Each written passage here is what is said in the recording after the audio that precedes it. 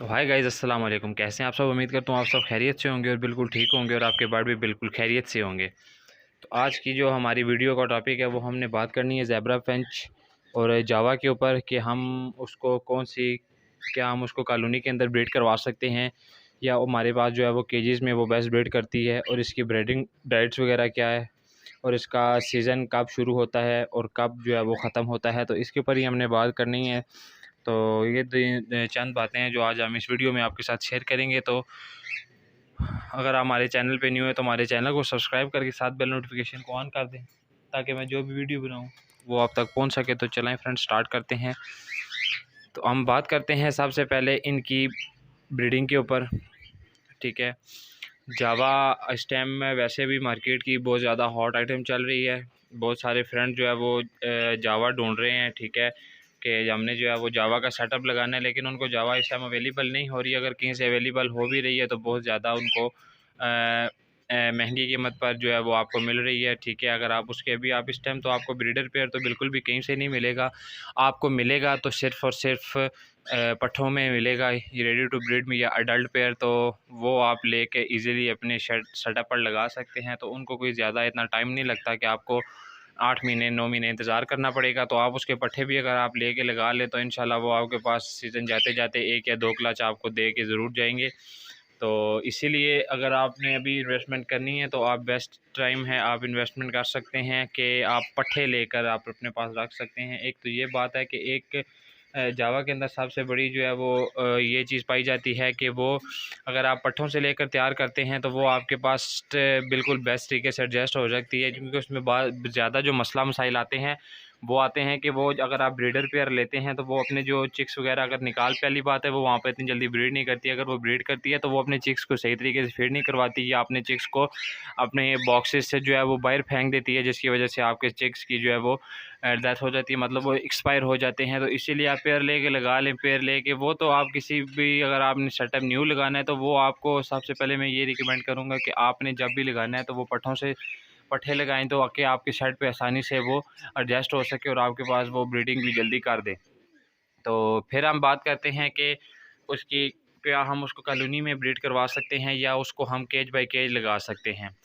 वैसे तो अगर आप उसको कॉलोनी में लगाएंगे तब भी वो आपके पास अच्छी ब्रीड करेगी, अगर आप उसको केज बाय केज लगाते हैं तब भी वो आपके पास अच्छी ब्रीड करेगी। लेकिन जो मेरा जहाँ तक राय है, मेरी जहाँ तक और राय का ओपिनियन है वो ये है कि आप उसको जो है वो कॉलोनी में लगा सकें। कॉलोनी में ये है आपके पास अगर आपने लगानी है तो एक म्यूटेशन आप इस तरह एक कॉलोनी के अंदर लगा सकते हैं। अगर आपके पास जगह भी तंग है तब भी आप इसका सेटअप लगा सकते हैं। कॉलोनी आप लगा लें, कॉलोनी के अंदर भी आपके पास ये बहुत ज़्यादा अच्छी ब्रीड करेगी, क्योंकि ये वो इसमें ये चीज़ खुसूसी बात है कि ये जो है वो बिल्कुल भी एक दूसरे के साथ लड़ती बिल्कुल भी नहीं है, और एक बहुत ज़्यादा ये रहमदिल होती है। रहमदिल कहने से मुराद ये है कि कॉलोनी में ये दूसरे बच्चों के चिक्स को भी फीड करवा देती हैं।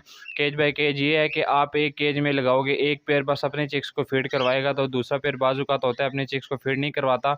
तो इसमें इनके अंदर ये है कि ये एक दूसरे के चिक्स को भी आपस में जो है ना वो फीड वगैरह करवा देती हैं। बिल्कुल भी कोई उनको ना ये मारती हैं ना उनके साथ कोई ऐसा बिहेवियर करती हैं, बिल्कुल अपने बच्चों की जैसे जो है ना वो उनको ये ट्रीट करती हैं। तो आपको कॉलोनी में ये सबसे ज़्यादा फ़ायदा होगा कि आपके पास जो है ना वो ये प्रॉब्लम जो है वो बहुत कम आएगी और चिक्स ज़ाया होने की रेशो भी बहुत ज़्यादा कम होगी।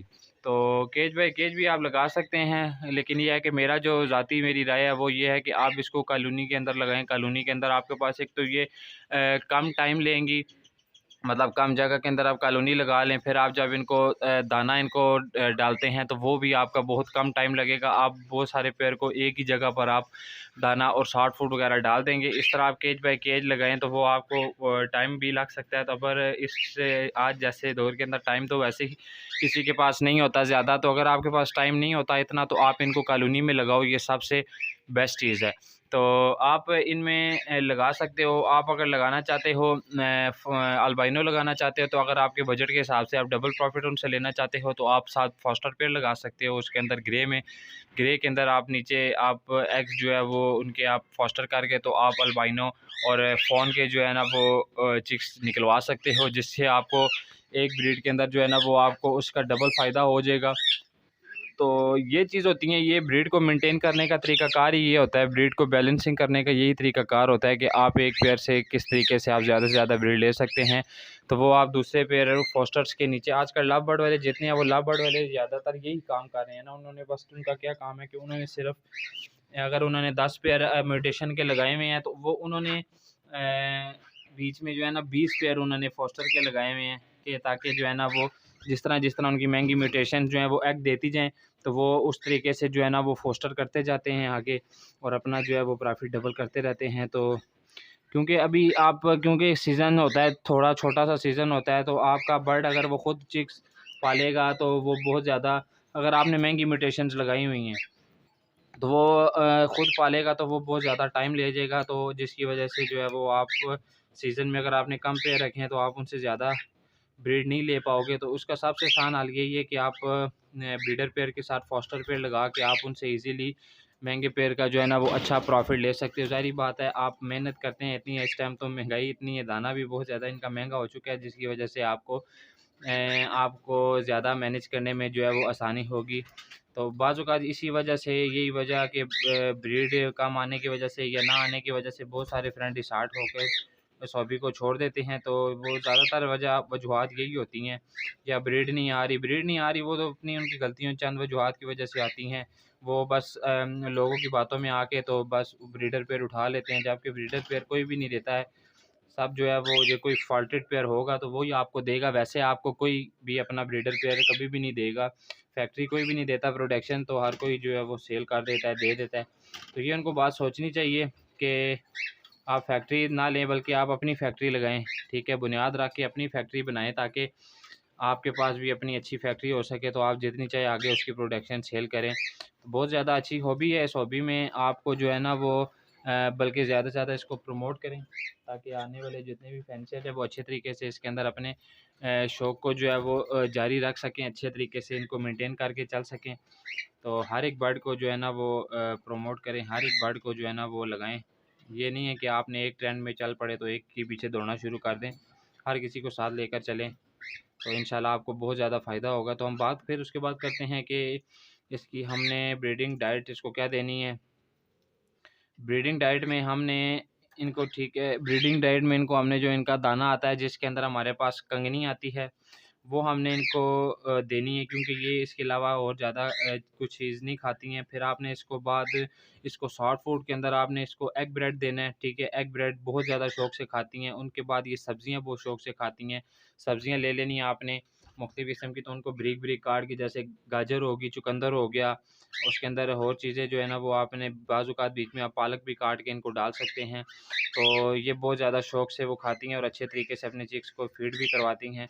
और इनका ये, इनमें फ़ायदा है कि इनका टाइम पीरियड बहुत ज़्यादा कम होता है, इनके अंडों बच्चों का रेशो, और ये ब्रीडिंग बूस्टर इनको कहा जाता है, कि जहाँ पर आपका 21 दिन में दूसरा बर्ड जो है वो बच्चे निकालता है अंडों से, तो इसके 21 दिन के अंदर जो है वो बच्चे मटकियों से या बॉक्सेस से पल के बाहर भी आ जाते हैं। तो इसका एक ये बहुत ज़्यादा बेनिफिट है आपको, कि आपके पास जो है ना वो इस तरीके से ये फास्ट ब्रीडिंग करेगी। तो अगर आपने लगाना चाहते हैं दूसरे बर्ड, अगर आपने लगाए हुए हैं तो उसके साथ आप ये लगा सकते हैं, आपको बहुत ज़्यादा प्रॉफिट देगी ये इंशाल्लाह। भी इसका वैसे भी ये बहुत ज़्यादा रेट चल रही है, आने वाले मज़ीद टाइम में अभी इसका रेट नीचे तो नहीं आने वाला, मज़ीद मेरे हिसाब से अभी इसका रेट जो है ना वो मज़ीद ऊपर जाएगा। तो जिसने लगाई हुई हैं, अगर लगाना वो भी हो, और भी कोई लगाना चाहता है तो वो बेशक जो है ना वो लगा सकता है। इसी तरह आप बीच में ज़ेब्रा फिंच लगा सकते हैं। ज़ेब्रा फिंच के अंदर म्यूटेशंस आती हैं, गोल्डन फिंचेस आती हैं, उनका इस टाइम भी बहुत बिज़नेस इन हुआ हुआ है। बस ये है कि लोग लगाते हैं इसी वजह से हैं कि ब्रीडिंग बहुत फास्ट करती हैं ये, ठीक है, इसीलिए। तो इंशाल्लाह लगाएं और अच्छे तरीके से इसको मेंटेन करके चलें, इंशाल्लाह आपको बहुत ज़्यादा फ़ायदा होगा। बस जो भी बर्ड लगाएं अच्छे तरीके से उसकी टेक केयर करें, उसको अच्छे तरीके से डाइट दें, जिस तरह उसका हक है उस तरीके से उसको दें, ताकि वो आपके पास, ज़रूरी नहीं यही है, कोई भी बर्ड है तो आप उसको मैनेज करेंगे तो वो आपके पास बड़े से बड़ा बर्ड भी जो है वो आपके पास ब्रीड करेगा। वो आपके ऊपर है, आपकी मेहनत के ऊपर डिपेंड करता है। बाकी जो ब्रीड आती है वो किस्मत नसीब के साथ आती है, लक का काम होता है सारा, तो आपने डिसाइड नहीं होना है इस बारे में ज़्यादा।